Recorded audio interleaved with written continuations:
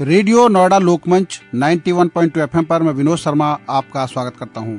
हमारा साप्ताहिक कार्यक्रम जन की बात, यह कार्यक्रम उन लोगों के लिए है जो जनता से जुड़े मुद्दों को उठाते हैं और उस जनता के लिए है जो अपनी बात कहते हैं। आज मैं अपने स्टूडियो में ग्रेटर नोएडा प्राधिकरण के एडिशनल सीईओ दीपचंद जी के साथ जुड़ रहा हूं। मैं अपने स्टूडियो में दीपचंद जी का स्वागत करता हूं। नमस्कार सर। नमस्कार विनोद जी।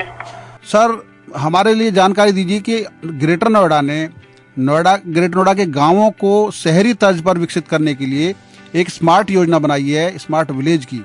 वह क्या योजना है और उसके बारे में अभी तक क्या क्या प्लानिंग की गई है, हमारे श्रोताओं को बताइए। बेसिकली हम लोग प्राधिकरण क्षेत्र में पड़ने वाले गांव के मूलभूत अवसंरचनाओं संबंधी विकास कार्य कराते रहे हैं।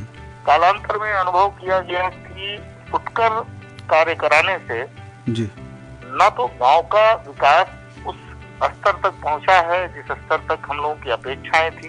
हम लोगों की अपेक्षाएं थी कि जैसे हम शहरी सेवाओं का विकास करते हैं, मूलभूत संरचनाओं का विकास करते हैं, वैसा ही जो इस क्षेत्र में गांव पड़ रहे हैं उनका भी विकास किया जाए जी।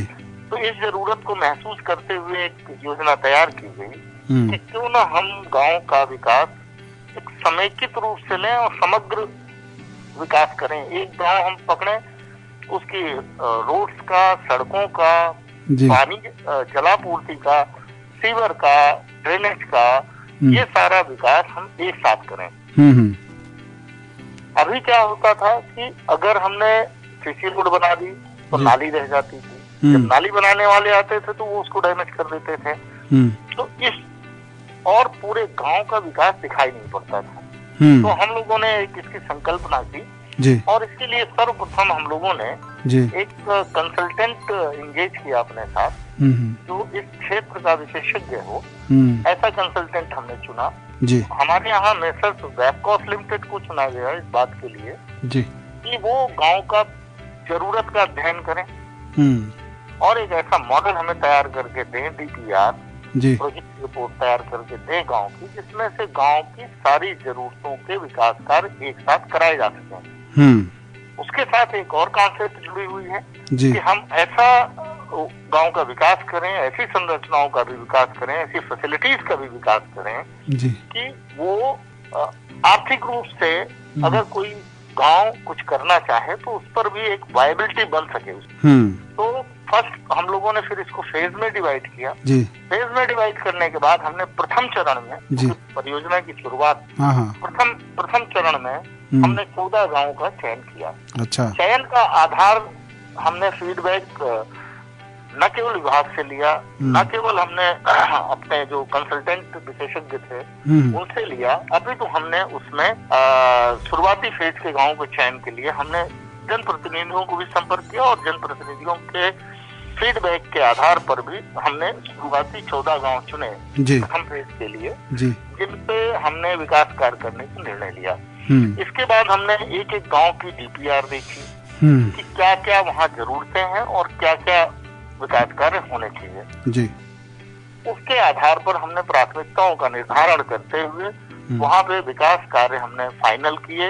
विकास कार्यों के फाइनल करने के साथ ही उसका बजट फाइनल किया, कार्य फाइनल किए और उसका एस्टिमेट बनवा करके उसको हमने टेंडरिंग भी शुरू कर दी। तो वे 14 गांव कौन कौन से हैं, जरा हमारे श्रोताओं को सर उसकी जानकारी अगर दे दें तो अच्छा रहेगा। मैं बताता हूँ जी। प्रथम चरण के जो 14 गांव हैं जी, अमीनाबाद उर्फ नियाना जी, तिरसा तिरसी जी, लड़पुरा जी, अस्तौली जी, घरबरा, गंगोला, मायचा, जलपुरा, तिलफ्ता करनवास, यूसुफपुर चक सावेरी, चिपलियाना खुर्द तिगरी, छपरौला जी और सादुल्लापुर।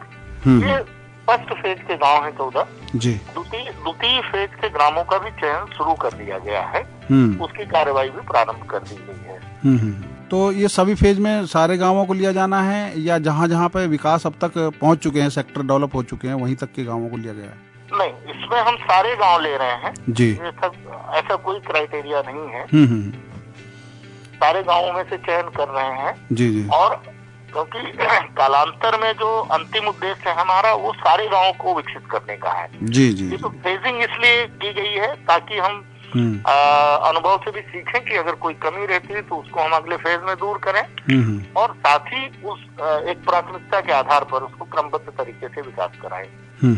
अच्छा, अगर सर हम मॉडल के रूप में देखें तो उस गांव में क्या क्या चीज डेवलप होगी जो लोग जाने कि हमारे गांव में अगर आज की जो स्थिति है उसमें जितना बदलाव आ जाएगा उसके बाद वो क्या क्या काम होंगे उनके यहाँ?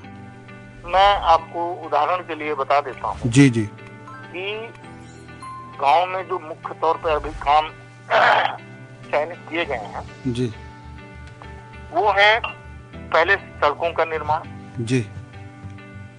जहाँ पे डिसकनेक्टिविटी है सड़कों की उसको कनेक्टिविटी कंप्लीट करना, अगर उसके लिए पुनर्निर्माण करना पड़े अथवा नया निर्माण करना पड़े जी, वो सारी कनेक्टिविटी कंप्लीट करते हुए समग्र रूप से सड़कों का निर्माण और निश्चित रूप से सड़कों के साथ साथ नालियों का निर्माण भी जुड़ा हुआ है। जो ड्रेनेज सिस्टम है उसको भी हम कंप्लीट कर रहे हैं जी। इसके अलावा वहाँ पर तालाबों का पुनरुद्धार करते हुए उनको एक ऐसे स्थल के रूप में विकसित कर रहे हैं जहाँ लोग टहल सकें, जहाँ लोग उसका उपयोग कर सकें जी। तो उसके चारों तरफ वृक्षारोपण के साथ साथ पाथवे का बनवाया जाना भी शामिल है उसमें जी। इसके अतिरिक्त बारात घर, कम्युनिटी सेंटर जैसा कि वहाँ है उसका पुनर्निर्माण, पुनरुद्धार जी।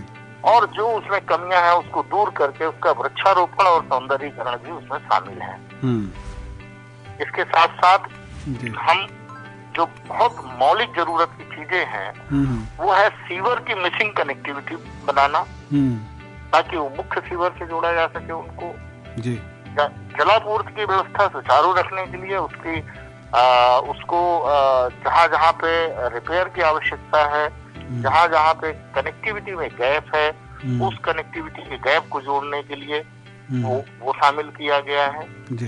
साथ में जो वहाँ प्राथमिक शिक्षा के केंद्र हैं अथवा जूनियर हाई स्कूल हैं कहीं कहीं जी। उनको भी उनकी सड़कों का उसमें अप्रोच रोड का निर्माण, सड़क का निर्माण उसका यदि पुनरुद्धार होना है, पुनर्निर्माण होना है वो शामिल किया गया है, वृक्षारोपण शामिल किया गया है और सौंदर्यीकरण योजना के अंतर्गत उन वृक्षों के चारों तरफ चबूतरे इत्यादि बनवाने का काम भी सम्मिलित किया गया है।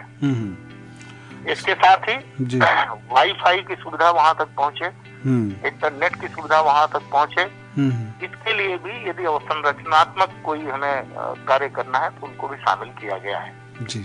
अच्छा, दो मुद्दे अभी ऐसे हैं सर जिसमें एक तो स्वास्थ्य और एक स्पोर्ट्स का, खेल का, उन दोनों मुद्दों में से भी किसी को इसमें शामिल किया गया? मैं आपको बताना चाहता हूँ जी कि इन सारे कामों के साथ साथ जी कोई पार्क है अथवा हरित स्थल है अथवा जो मैंने तालाब का जिक्र किया जहाँ पे हम पाथवे और टहलने का वो बनवा रहे हैं जी जी जी। यदि वहाँ जगह हमें मिली है अथवा स्कूल के आसपास जहाँ भी हमें खुली जगह मिल गई है हम वहाँ पर ओपन खेल का मैदान, जिम जैसी सुविधाओं का भी विकास कर रहे हैं, उस कार्य को भी सम्मिलित किया गया है।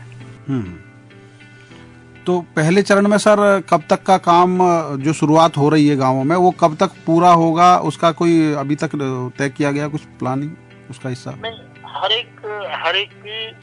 एक के टेंडर में, एस्टीमेट में समय सीमा निर्धारित करते हुए ही उसको किया गया है और अलग अलग गांव के चूंकि काम अलग अलग हैं इसलिए कोई जनरल एक समय सीमा नहीं है जी जी जी। एक समय सीमा नहीं है कि सारे गांवों का कोई एक समय सीमा हो, कहीं पे काम ज्यादा है कहीं पे काम कम है, इसलिए सबकी अलग अलग सीमा है।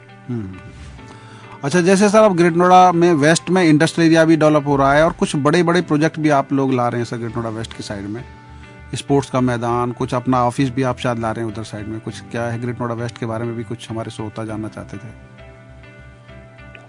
ग्रेटर नोएडा वेस्ट के बारे में जी, चूंकि आप सभी अवगत हैं कि अर्बनाइजेशन वहाँ बहुत तेजी से बढ़ा है जी, हमारे इंडस्ट्रियल सेक्टर्स भी हैं, तो यह आवश्यकता महसूस हुई कि वहाँ से लोगों को आने में यहाँ दिक्कत होती है जी जी, और हमें भी त्वरित समाधान करने में कई बारी मॉनिटरिंग करने में, सुपरविजन करने में, एडमिनिस्ट्रेटिव कंट्रोल स्थापित करने में जी कुछ गैप्स नजर आए, उसके लिए हम वहाँ बनाने जा रहे हैं ग्रेटर नोएडा वेस्ट का एक कैंप ऑफिस अथॉरिटी का ग्रेटर नोएडा वेस्ट में बनाने जा रहे हैं।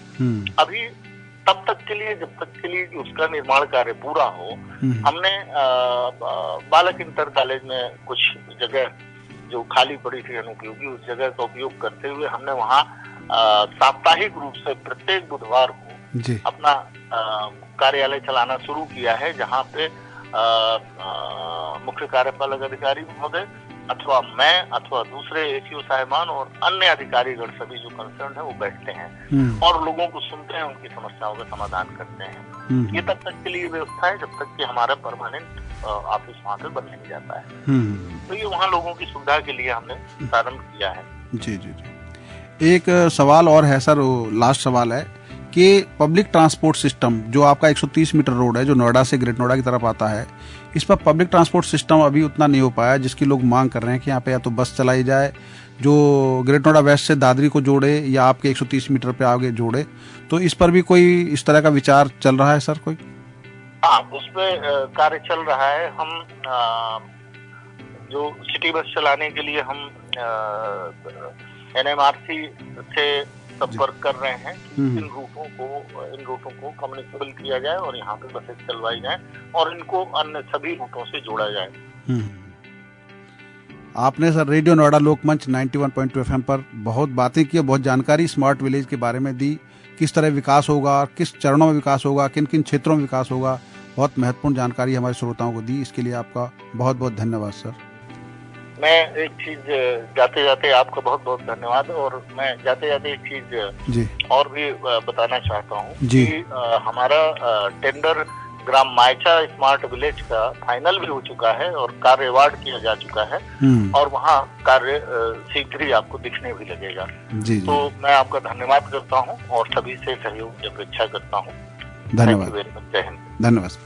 अभी आप सुन रहे थे ग्रेटर नोएडा प्राधिकरण के एडिशनल CEO दीपचंद जी को, जिन्होंने ग्रेटर नोएडा के 14 गांवों के स्मार्ट विलेज बनाने की प्रक्रिया समझाई, किस तरह काम होगा, किस क्षेत्र में काम होगा, और मायचा गांव में वो काम शुरू भी हो चुका है। आने वाले दिनों में ऐसे ही अधिकारियों के साथ हम आपको कनेक्ट करते रहेंगे। आप सुनते रहिए रेडियो नोएडा लोकमंच 91.2 FM, आपकी अपनी आवाज़।